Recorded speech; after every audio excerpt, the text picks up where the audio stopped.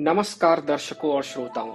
मेरा नाम सतीश है और आज मैं आपके समक्ष हमारे साप्ताहिक वैदिक सीरीज का दूसरा वीडियो लेकर आया हूँ। पहले वीडियो में हमने चर्चा की कि वेद क्या है, क्या वेद किताब है या कुछ और, वेद को किसने लिखा, जिन्होंने लिखा वो कहाँ से आए थे, उनका मकसद क्या था, वेद के ज्ञान को प्राप्त करने का। कितने तरह के लिटरेचर होते हैं, जिसमें हमने देखा कि श्रुति और स्मृति दो तरीके के लिटरेचर होते हैं। वेद कब लिखा गया, हिंदू शब्द और वर्ण पे भी चर्चा की। अगर आपने वीडियो नहीं देखा है तो कृपया उस वीडियो को अवश्य देखें, लिंक डिस्क्रिप्शन में दिया गया है। इस वीडियो में मैं बहुत ही महत्वपूर्ण विषय पे चर्चा करने वाला हूं, जो कि है गुरुकुल। गुरुकुल का नाम तो हम सब लोगों ने सुन रखा है कि गुरुकुल होता था और गुरुकुल में शिक्षा दी जाती थी, पर आज हम विस्तार से चर्चा करेंगे कि आखिर गुरुकुल में होता क्या था और गुरुकुल को बनाने का मकसद क्या था। तो what was the motivation behind Gurukul?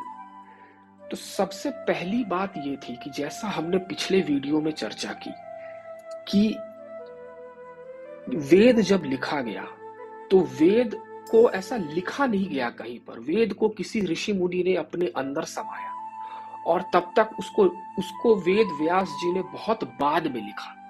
तो सवाल ये उठता है कि आखिर जब वेद को इतने बाद में कंपाइल किया गया तो फिर ये इतने जनरेशन से, जब सबसे पहला जनरेशन 3500 साल पहले यानी लेट्स से कि 1500 बीसी में ये लिखा गया और 1500 बीसी में जब लिखा गया तो उसके बाद से लेकर 500 एडी तक यानी मोटा मोटी 2000 साल जो है वो ये वेद बिना टैंपर किए हुए एक जनरेशन से दूसरे जनरेशन में कैसे ट्रांसफर होता गया।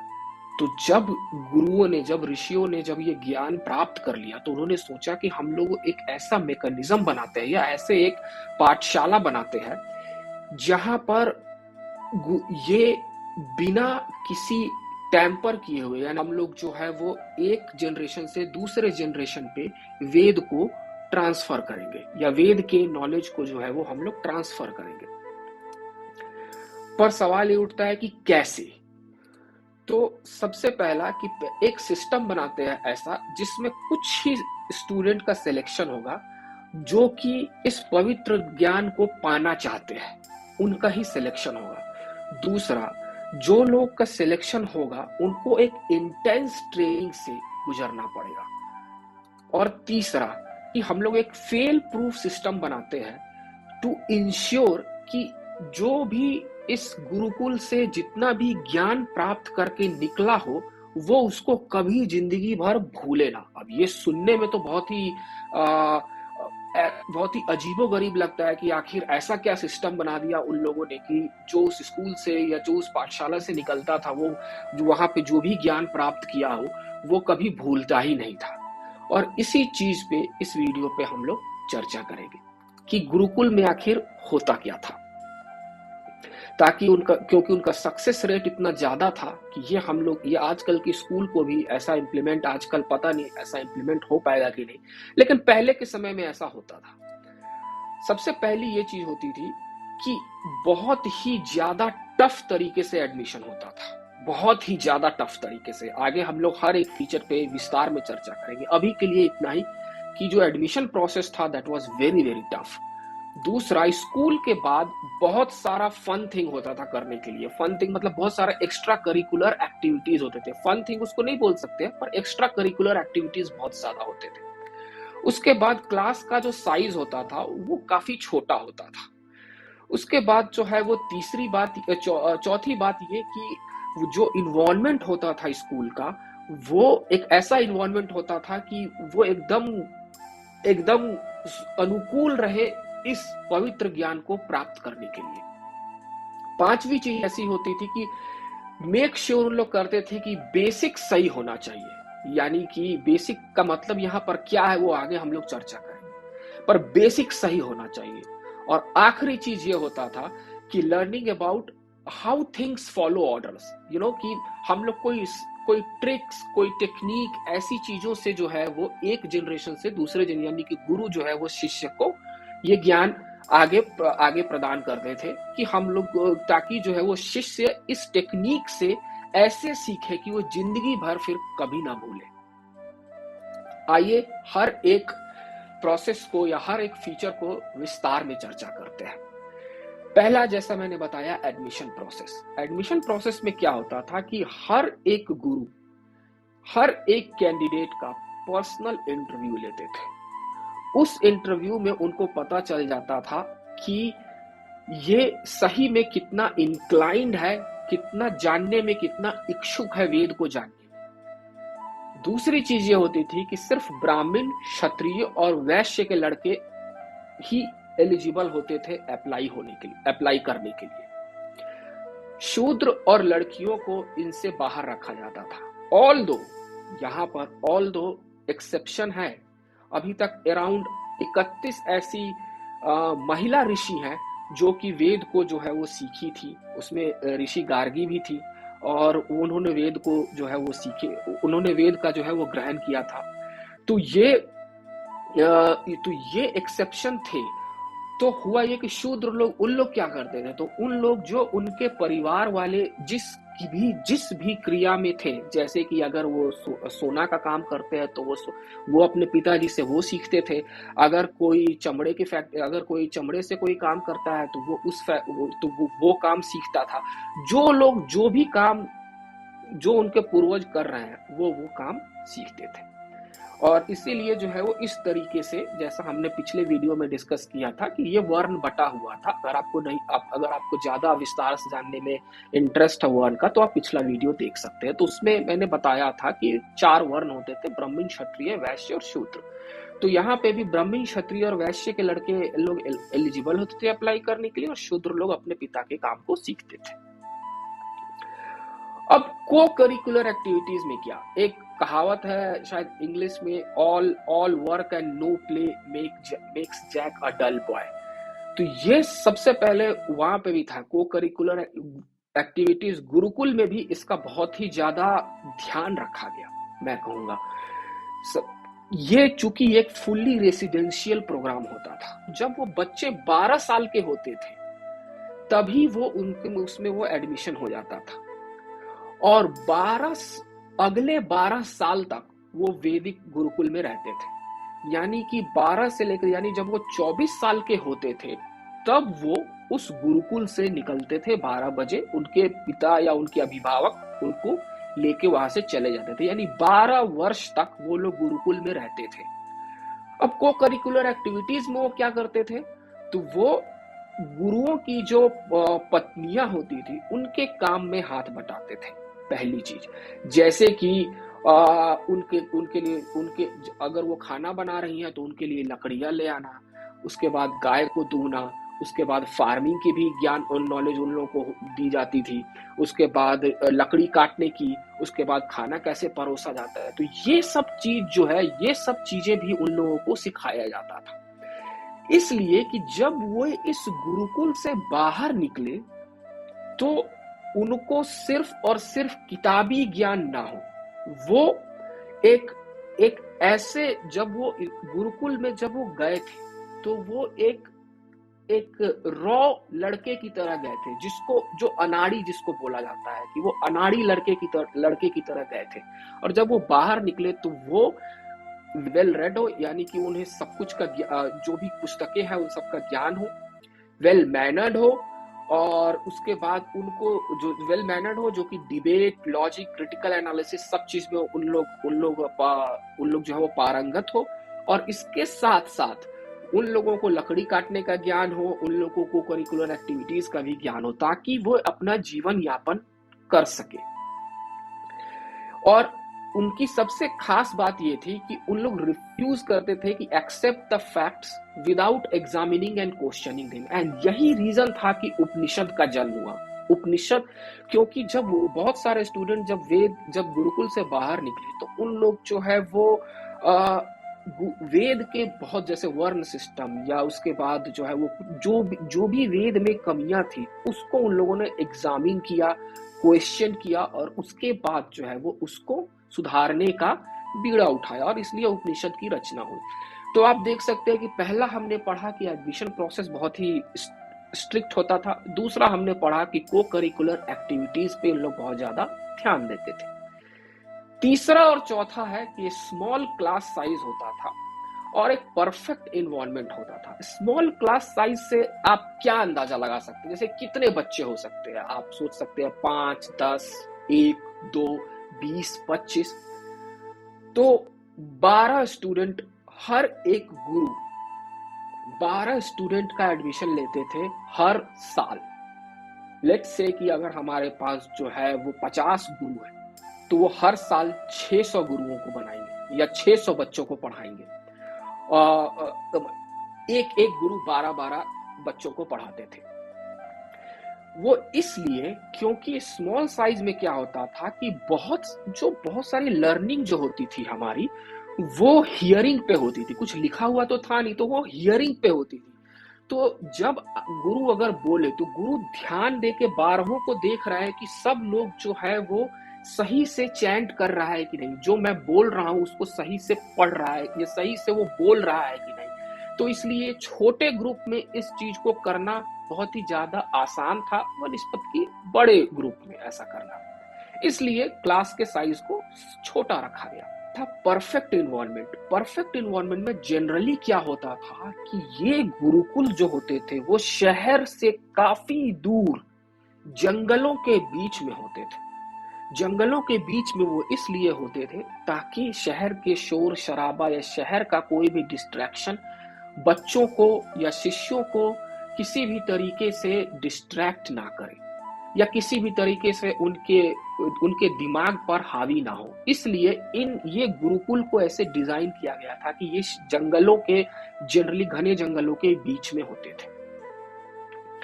तो ये हम लोग 4 फीचर इस गुरुकुल का पढ़ लिए। अब 5वां क्या था कि लर्न बेसिक्स राइट।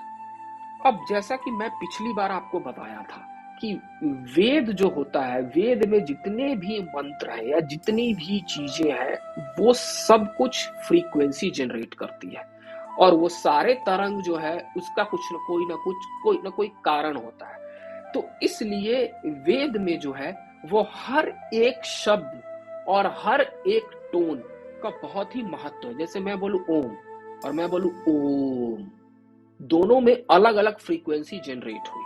तो इसलिए हर एक शब्द का बहुत ही ज्यादा महत्व है और इसीलिए हम लोगों को, शिष्यों को जो है वो बेसिक्स राइट होना चाहिए। यहां पर बेसिक्स का मतलब यह है कि the word and the tones that should be really understood and it should be perfect.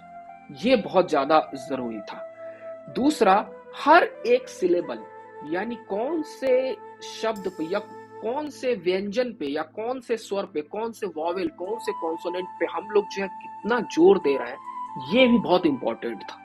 इसलिए पहले उन लोगों को उच्चारण करना सिखाया जाता था जो कि बेसिक्स होता था और उसके हर एक शब्द नहीं, हर एक अक्षर का, चाहे वो स्वर हो, चाहे वो व्यंजन हो, कॉन्सोनेंट्स हो, वॉवेल, और उसके बाद उन्हें फिर आगे मंत्रोच्चारण की जानकारी दी जाती थी। तो ये चीज और इसीलिए जो है वो हम लोगों के कल्चर में या एजुकेशन सिस्टम में जो ये रटना जो विद्या है, रटंत विद्या जिसको हम लोग बचपन में कहते थे कि, या हमारे शिक्षक भी कहते थे कि रटंत विद्या मत करो, चीजों को समझो। तो ये, लेकिन ये कहाँ से आया? तो ये वेद से आया था, क्योंकि वहां पर एक संस्कृत का श्लोक रहता था जिसको हम लोगों को समझना और उसके बाद रटना इसलिए होता था क्योंकि उच्चारण बहुत ज्यादा जरूरी होता था। इसलिए ये हम लोग एजुकेशन सिस्टम में ये मगिंग हम लोग करना सीखे। एक बार वो अपना ये मगिंग का पार्ट कर लिए सही से और उच्चारण उन लोगों का सब कुछ क्लियर हो गया, तब वो जाते थे मंत्रोच्चारण पे। और मंत्रोच्चारण सबसे ज्यादा इंटरेस्टिंग था। याद रहे कि मैंने पहले स्लाइड में या दूसरे स्लाइड में आपको बताया कि उन लोगों को एक ऐसा सिस्टम बनाना था जिससे जब वहां का कोई भी शिष्य गुरुकुल से पढ़कर जब बाहर आए तो वो वहां के सिखाई हुई चीजों को जिंदगी भर ना भूले। तो गुरुओं ने या ऋषियों ने बहुत सोचा होगा या बहुत सोचा, और उसके बाद उन लोगों ने एक तकनीक निकाली जिसको हम लोग बोलते पैटर्न्स एंड सीक्वेंसेस। तो पैटर्न्स एंड सीक्वेंसेस में क्या होता था कि स्टूडेंट्स को एक ही मंत्र को डिफरेंट डिफरेंट स्टाइल्स में उच्चारण करना सिखाया जाता था। आगे हम लोग एक उदाहरण से समझेंगे कि ये कैसे होता था। तो बस अभी के लिए इतना ही कि उन लोगों को डिफरेंट स्टाइल्स ऑफ सेम मंत्र को डिफरेंट स्टाइल्स में कैसे चैंट किया जाता है ये बताया जाता था। दूसरा कि वो स्टूडेंट्स उन मंत्रों को इस दूसरे दूसरे स्टाइल में इसलिए करते थे ताकि कोई भी वर्ड कभी लॉस्ट ना हो, इसलिए हम लोग ये करते थे। तो कौन सी वो ऐसी दो टेक्निक थी या कौन सी ऐसी टेक्निक थी जो हमारे गुरुओं ने इजाद किया? पहला था प्राकृति स्टाइल। प्राकृति में क्या था? प्राकृति और दूसरा था विकृति। तो प्राकृति में क्या था कि समहित पाठ था। समहित में क्या होता है कि जिस तरीके से वर्ड है, जिस तरीके से अगर मंत्र है, उसी तरीके से हम लोग को एक बार में वो चीज को पढ़ना है। आगे हम लोग उदाहरण से समझेंगे। दूसरा ये होता था कि क्रम पाठ।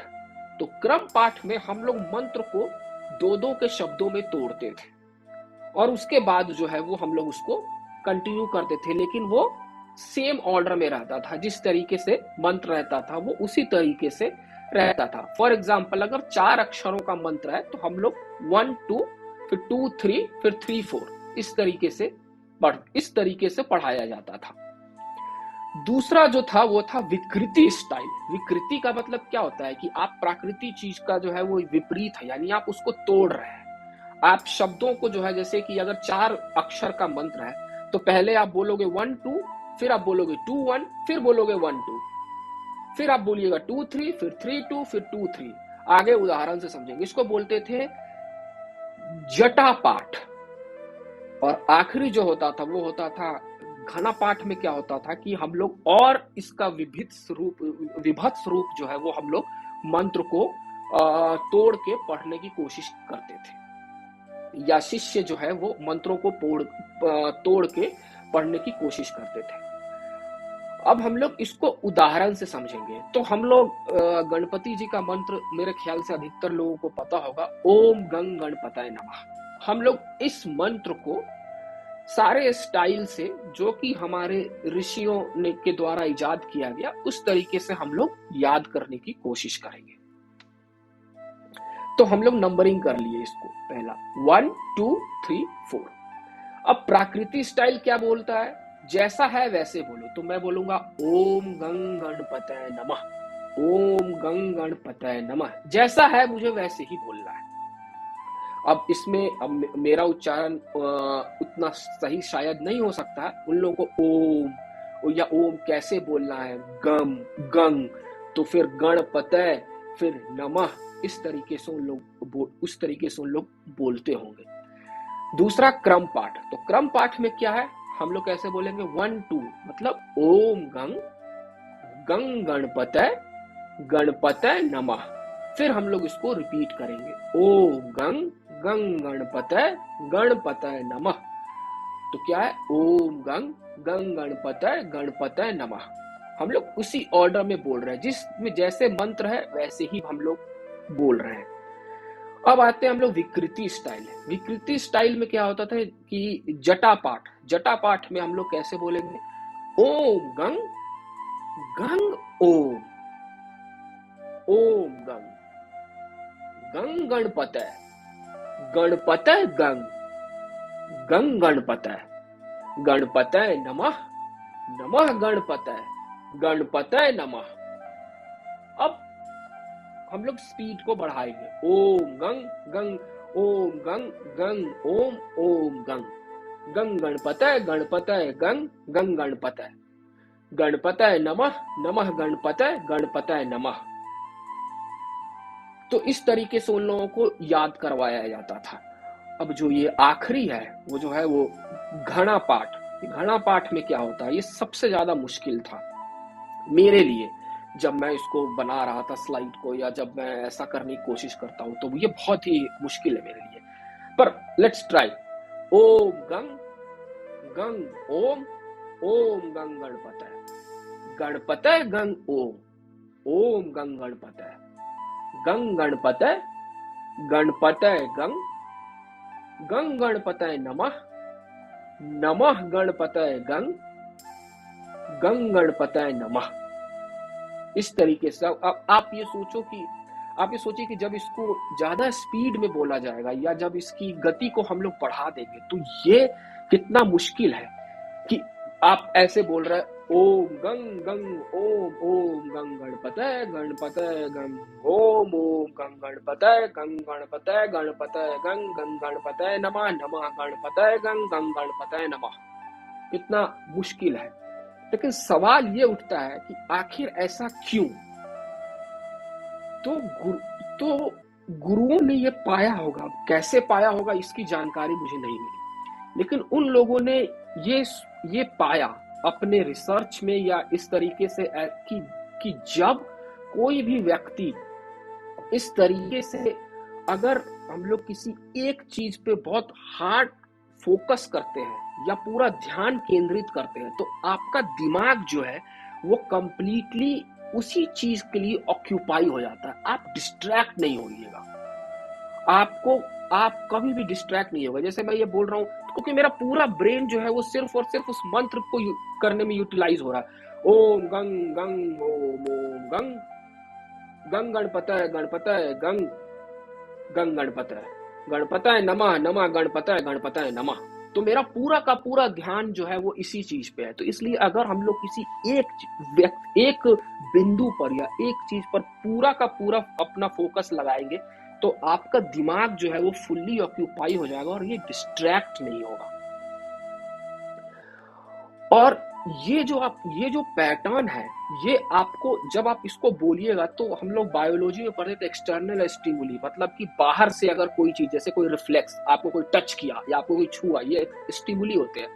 तो ये आपको बाहर एक्सटर्नल स्टिमुली से इसको आपको कट कर देगा। तो आप सिर्फ पैटर्न पे फोकस कीजिएगा और आपको सिर्फ अपनी आवाज सुनाई देगी और आपको कुछ नहीं। और इससे सबसे ज्यादा जरूरी चीज क्या होता है कि आपका माइंड जो है वो स्टिल हो जाता है, एकदम स्थिर हो जाता है। तो आप प्लीज, ये मेरी आप लोगों से विनती है कि आप लोग किसी भी एक मंत्र को या कोई भी चीज, कोई जरूरी नहीं है मंत्र, आपको अगर बच्चे हैं और बच्चों को कोई चीज समझ में नहीं आ रहा या कोई चीज याद नहीं हो रही है तो आप इस टेक्निक का इस्तेमाल कीजिए।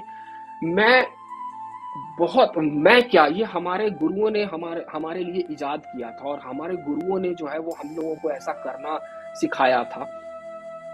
तो ये टेक्निक 2000 साल तक एक जनरेशन से दूसरे जनरेशन तक वेद को बिना कोई टैंपर किए हुए हम लोग वेद को जो है वो 2000 साल तक एक जनरेशन दूसरे जनरेशन पे ट्रांसफर किया गया। तो अगर आज के डेट में भी आपको कोई भी चीज अगर याद नहीं हो रही है या कोई चीज, तो आप इस टेक्निक का इस्तेमाल करके मुझे बताइए कि क्या ये फायदेमंद था या ये फायदेमंद नहीं था। कृपया कमेंट में लिख के बताएं। आज का वीडियो मैं यहीं पे समाप्त करना चाहूंगा।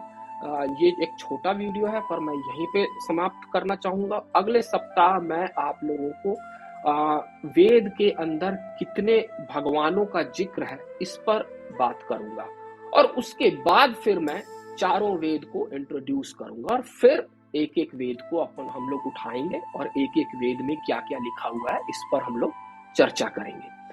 तो आशा करता हूं कि आप लोगों को ये वीडियो आज का भी पसंद आया होगा। अगर पसंद आया है तो कृपया करके लाइक करें, शेयर करें और सब्सक्राइब करें और इस टेक्निक को जरूर यूज करें। ये बहुत ही मजेदार टेक्निक है। आप लोग आज के डेट में ये हो गया टंग ट्विस्टर। तो अगर आपको टंग ट्विस्टर बनाना ही है तो मंत्रों को बनाएं, मंत्रों का टंग ट्विस्टर बनाएं। ओम भूर्भुवः स्वः तत्सवितुर्वरेण्यम को करने की कोशिश करें। ओम भूर्भुवः भूर्भुवः स्वः तत्सवितुर्वरेण्यम। इस तरीके से आप उसको जो है वो, ताकि आपका दिमाग जो है वो स्थिर रहे। तो इसी के साथ मैं आप लोगों से विदा लेता हूं। धन्यवाद।